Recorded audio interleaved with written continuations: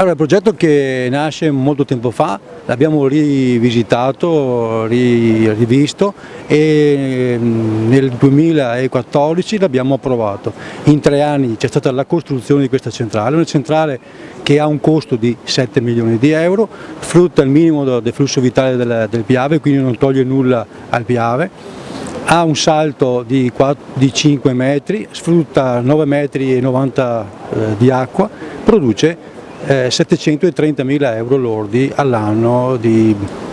euro che vanno a beneficio del totale di questo territorio, tolte le tasse e tolte le spese, restano 400.000 euro. Siccome siamo un consorzio di bonifica, non siamo un privato, abbiamo ritenuto importante che questa opera fosse messa a disposizione di un territorio, fosse usufruita da un territorio, ecco perché oltre al beneficio economico abbiamo dato un beneficio anche culturale di una sala di 60 posti